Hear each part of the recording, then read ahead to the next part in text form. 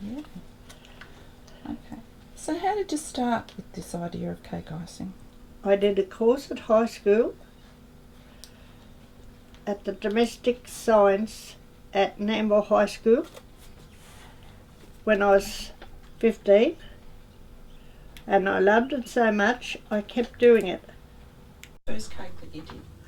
It was a basket of fruit that I gave to my mother. She made the cake. Because she thought I wasn't going to be any good, she didn't put any spirits in it. And everyone that comes she showed because it was so beautiful. But when she cut it, it was mouldy inside because she kept it for 6 months. I did a lot of cakes for Rellies. Everyone who was getting married or having a birthday, I did all their cakes because practice makes perfect. And all my cousins got cakes done, and because I've done hundreds of wedding cakes from around here. I've had one go to America, I've had one go to New Zealand, and I've had one go to England. Ray did all the boards and cut them all for me, and drove me everywhere. So what's the icing actually made of, and what was it in the past to now? Well, the old icing was egg white and icing sugar, pure icing sugar. So if you use pure icing sugar and egg white that you beat up with an electric beater. Oh yeah, we used to do it all by hand.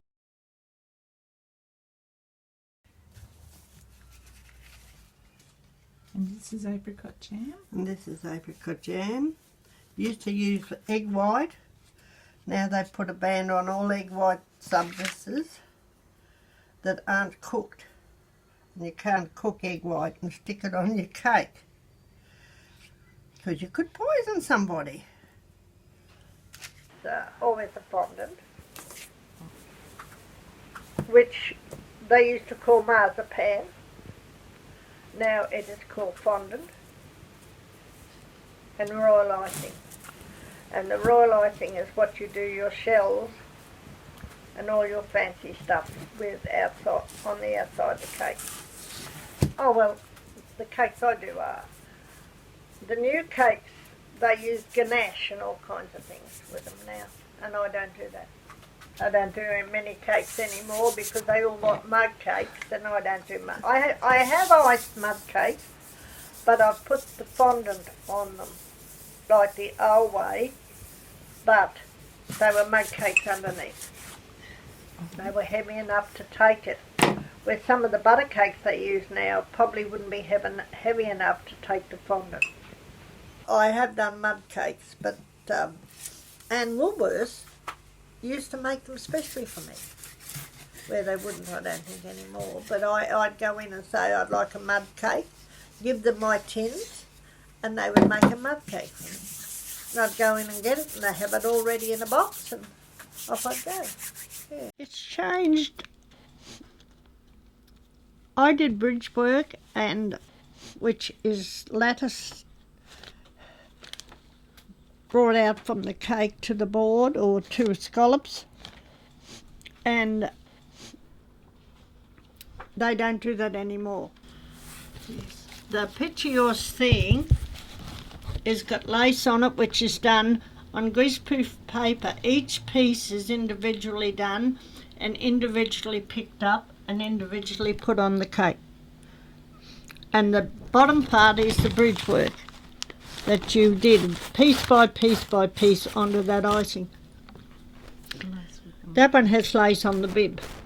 The change in laws with egg white and fresh flowers, we are not allowed to put fresh flowers on a cake because some flowers that they put on are poisonous, and we could get charged if anyone got sick. So we're not allowed to put fresh flowers. And yet you see all these wedding cakes in the pictures and everywhere, and they've all got fresh flowers on. So I wonder sometimes if anyone got sick, what would happen? Anyone who's doing it and getting money out of it has to have, well, they don't have to, but they're very wise to have insurance. I do mostly fruit cake. Now they have mud cakes and sponge cakes and orange cakes, and they still put the fondant on. The most difficult one was a 4-tier, and it was the stairs, and they come down on a red carpet from the top to the bottom. The bride and groom were at the bottom, and at the top was a horse and carriage that I didn't make. And it had red roses on it. There was no bridge work or anything, but getting all that cake and making the stairs was quite difficult. Yes. By hand. Red roses by hand. I love red roses.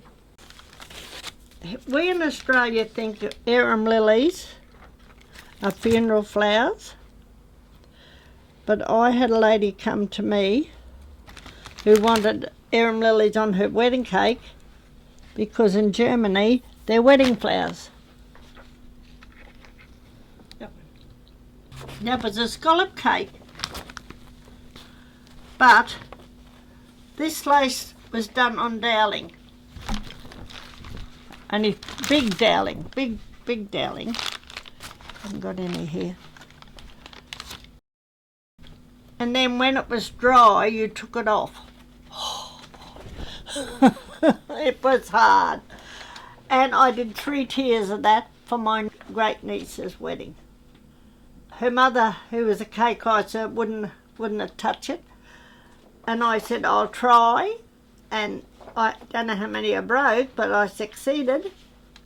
And it looked absolutely beautiful. Oh, I love this one. This is what is called a drape, and it's done with your fondant, and you put it on the top and drape it down. And they were all in fashion, 10, 15 years ago. Stage of changing with the lace and the bridge work, and then it went to drapes, and now it's gone to mud cakes, and they do ganache, and they still do the flowers and things. This is my favourite tool. It's a Kentucky fried corn cob stick. It's so old they don't have them anymore, and it does a wonderful frill on a cake. These help make flowers and make patterns. I use the tongs on Christmas cakes. But I've done it so long and so often, I know how much to do. Yeah. I did a variety of cakes. Anything I was asked to do, I did. That was a raffle for CWA, and I made all the little penguins. Frankie's, they drove at the Speedway, and that was Frankie's Speedway car. Number 5.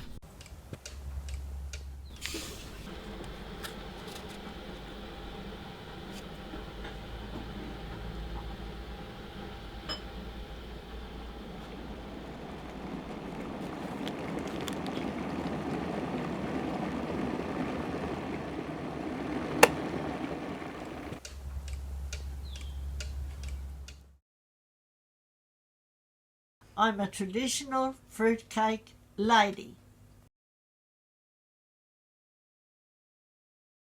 Oh, this one I did, and that was my sister-in-law's cake, and that's one of the ones I practised on. Oh. There, the dome is made on the bottom of a patty cake tin.